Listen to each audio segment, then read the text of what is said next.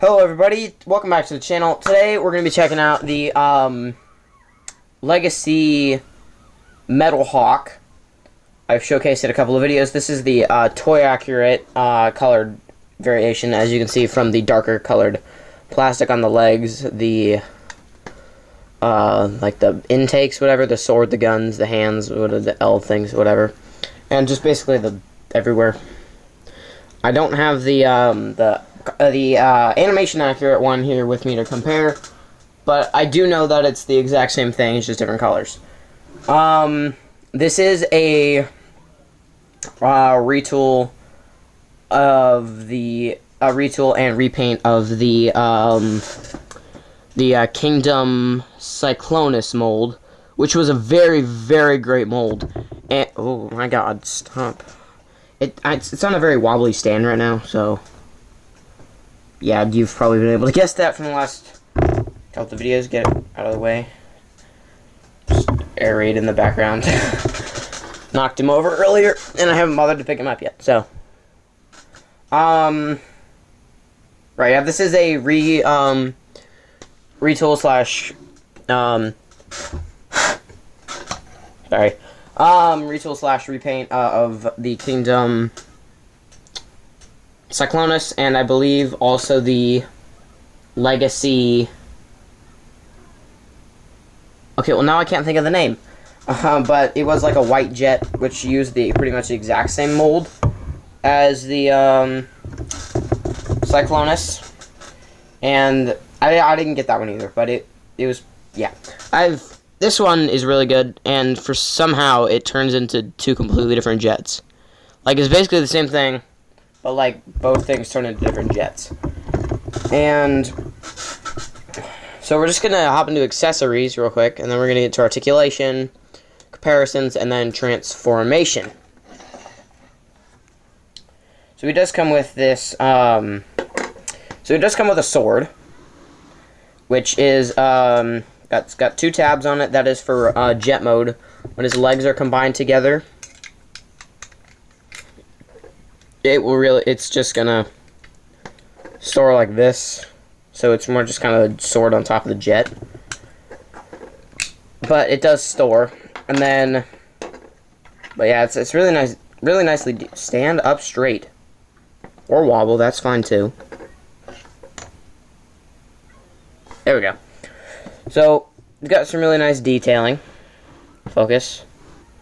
A nice detailing, nice Garmetal gray. It's got a nice wire down here. I mean, I don't know. It's got a wire. It's wired. Panicked. And the 5mm thing on the front of it. I don't know if this is a peg. 5mm peg on it. It's like half shaved off on either side. So it's meant to hold in on his back in a certain way. Because like. It won't, if I take this off, it won't fit in like this. It doesn't fit in like this if it's straight down. So if you turn it, and then, so that's how it's supposed to hold. But if you, it just shoots off. And, yeah, it just, knocked over, Slingshot onto the ground. So yeah, it's meant to hold at a specific position. It could, either way, like this way, but it can't go straight down or straight up or whatever. And then the guns. This is two guns that do tab together to form a bigger gun, or it can be two smaller ones. Each can fit. That fell and launched the sword clear over there. Where was I? Oh yeah, sword, guns in hands. Can be two smaller ones, or one bigger one, as you saw from before. Or, this is where I keep them in jet mode. I don't like them in robot mode, because it just doesn't look good, in my opinion, but a lot of other people like that, because it kind of like bulks them up a little bit. But you can peg them onto the side of the legs to give them a little bit more mass on the legs, or just for storage. Let's drop them again. So, stop kicking it, please. So, for the head, it's nice silver for the face plate, I guess, and then for, like, the helmet, the rest of the head part of it, I guess, helmet, head. For the rest of the head, it's yellow, same with the chest and the crotch. But the eyes, nice blue, red detailing on the Autobot symbol in the middle, red here. Very well detailed, blue arms, gray in the middle kind of just breaks it up. And the red wings, red feet. Nice Garmetal Gray. I guess this is Garmetal Gray. I don't really know my colors very well, so... I mean, like, I know my colors, but, like, you know, like... You know, some colors. Blue, red, yeah. It's practically a yellow, blue, and red, Jetbot. So, yeah. Just gonna set them up now, and we're gonna get in some size comparisons. Just trying to get him. Okay, so this is a Voyager class. So he is pretty tall. Just to get him up with some more recent releases. Once like that, I'm going to put him in the middle. So just to get him up with some recent releases, I have done full reviews on both of these figures. We have Age of the Prime's Slingshot, as well as you saw earlier, Age of the Prime's Air Raid, but I knocked him over, so just trying to get him to stand up straight. Yeah, good enough. And Age of the Prime's Air Raid. So that's how those three stack up next to each other. See, we got another Legacy Jet Former. Windblade. No review on Windblade yet, but coming because I've been, you know, I'm pretty much just doing old stuff, so. And here's another Voyager. This one from the Studio Series Bumblebee movie. You got Skywarp. This one is being a Studio Series Transformer, is a little bit bulkier than him, clearly. And I do have two other Seekers. I have Thundercracker and Starscream. There you go. And I don't have Thrust yet though. So yeah, that's all I need to complete the squad, I guess, squadron of Seekers. And then Cloud Cover, another Voyager from Legacy. So yeah, there's those, and now time for transformation. So first step, hands. You're going to untab them, and they will fold in, because they do tab in when you hinge them out, which makes I was about to say, which makes the wrist articulation very difficult. Speaking of that, I forgot articulation again. That's the second time I've done this. I think the first time I did it was with Blitzwing. I forgot it. I think I'm sensing a feeling with these, starting a pattern with these jet ones. So the head is on a ball, like a very, actually I don't know what kind of joint this is. It wiggles at the neck, but it does go left and right. You get a little bit of up and not very much down. So you do get a little bit of articulation in the head. Shoulders go all the way around. They're not hindered by anything because the articulation on this figure is great. 90 degrees of bend at the elbow, but here on the wrist, this piece, this blue piece right here, hinders the like, it looks really cool, like sleek and stuff, but it hinders the articulation of the wrist. Also, just kind of how the thing is molded. So, like, if I turn this, oh, it didn't do it that time. Okay. Yeah, okay. It was if you turn it the other way. So, like, you can turn it this way without untapping it. But if you turn it this way, it'll untab it, which does get kind of annoying, but it can go full 360, and also it's really tight on mine. I think both sides. Yeah, because I don't really ever use it very often, probably because it's so tight. But you do get a crotch swivel, because why not? I mean, I feel like they probably could have cut it up here, but at least it's there. And then, but if you even have the weight, the knee, leg forward like that much, it catches. And that's about as far as you can get it when it's forward. But when it's down, you can turn it. So I would suggest turning it, then moving the leg how you want, so that you're not hindered by anything. That's an awkward position. So like it doesn't, yeah. So it doesn't like scratch the plastic or maul it or something. Right. Thigh swivel. It does have a light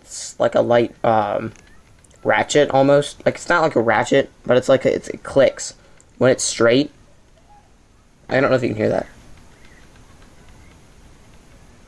But I don't think you can hear that, but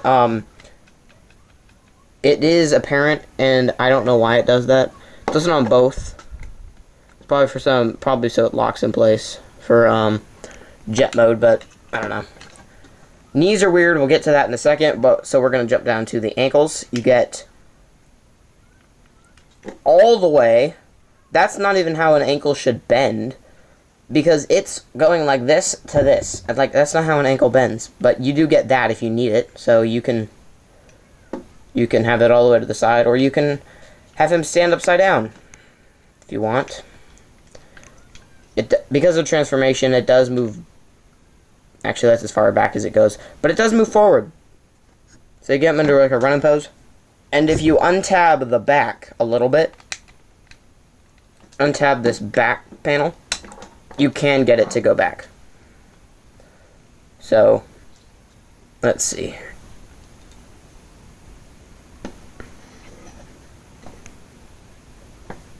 It's kind of unstable. Stable. Walking. So yeah, you can use that for articulation. You just gotta tap it back in. The knees, they work. Sort of. You get all the way. That's about as much bend as you get. But on the inside of the knees, it's just hollowness. It's hollow.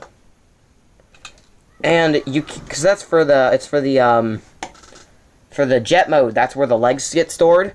But yeah, that's for like the stuff and stuff. The stuff and stuff, yeah, that makes sense. Ow. I was moving my hand up.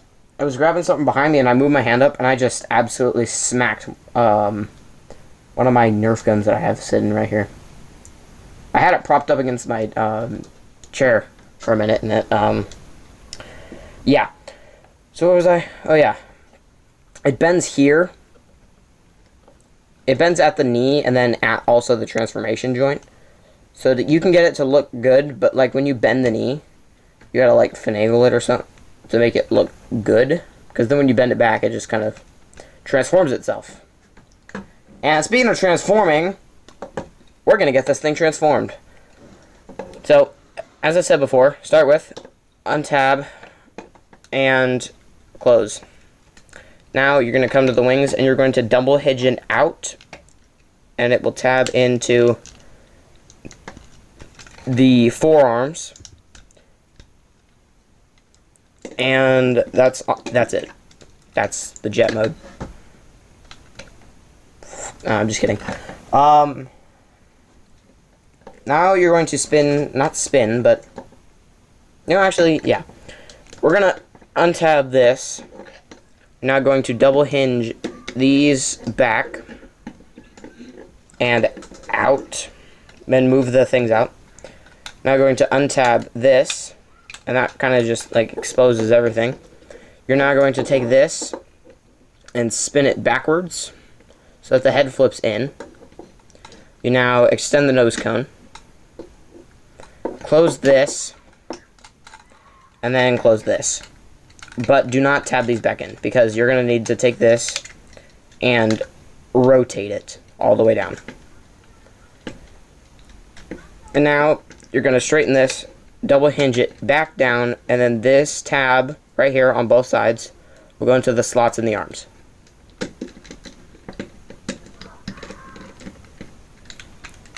And that's the top half transformed, so you have walking jet now. So now for the legs are a little bit simpler and kind of satisfying to do. You're going to take this out, unfold this, fold the feet in, for perfect fit, close this, and then push this down when it's all there. Do the same for the other side. Now you're just going to tab it down the middle. You're going to bend it as far in as you can. It's kind of complicated at first, but like you just try to get it as far back as you can, like this, and that's as far as it will go, and then you bend it down, and then now it will tab in here. So that is the jet mode fully complete. And then you can take these and add them onto the back to give the jet a little bit more like more of a silhouette, I guess. So I think it looks better like this, personally. And then if you want to, sword storage isn't great, but it works, and you can just kind of put it here. And that's how you get it to point straight in jet mode. So that's oh, and there's no landing gear. So like when I was talking about it in my my Legacy Blitzwing video, the triple changer, I dragged it across, and I'm like, oh god, I shouldn't do that, because I know this isn't painted. This is yellow plastic, but these are painted red, and if you scratch that, it's probably going to be a pretty big eyesore, because it's, oh, you don't need to see over there, because it's kind of just a big eyesore, I'm going to be completely honest. So yeah, we're going to get to some vehicle mode size comparisons right now. Alright, here are Slingshot and Air Raid back next to Metalhawk, and I'm just going to move the camera up so you can get an aerial view of the how they stack up next to each other. So this is how Slingshot and Air Raid next are next to Metalhawk.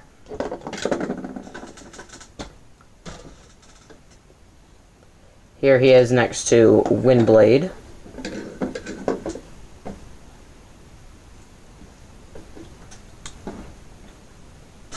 Next to Cloud Cover.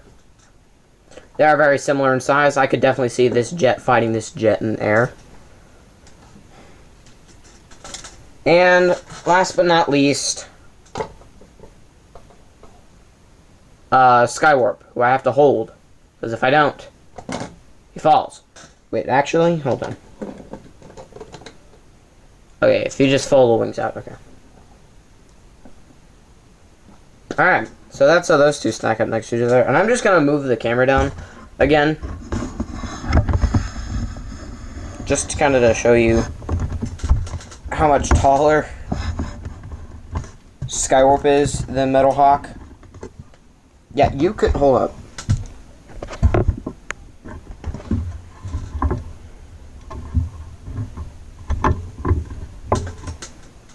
I'm just going to grab Slingshot, put him on top of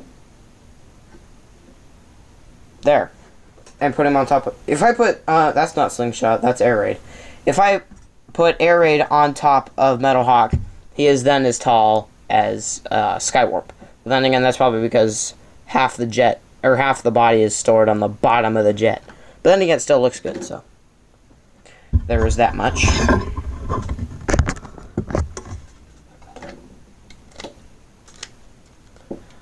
So, we're just going to take a quick look at the jet, and then that should wrap it up. So, from jet mode, you get these nice red wings, mostly blue jet. Red cockpit, you get this nice gray throughout the front. Take this off. Take it off. Take it off. Okay, there we go. Take that back in. You get this nice gray through here, and throughout here, and through here, break up. You get this nice red tail fins, and the, are these called tail fins? I would rask. I'm now talking like Scooby-Doo. But then when you transform it, pretty much all the yellow disappears from the jet mode until you turn it over, and then it's just folded robot mode. But so yeah, that's going to conclude my review of Transformers Legacy Voyager Class Metalhawk. If you have enjoyed this, please like and subscribe. Comment down below what you think I should do next. Go watch my other videos. And yeah, that's it. Samurai Prime, over and out.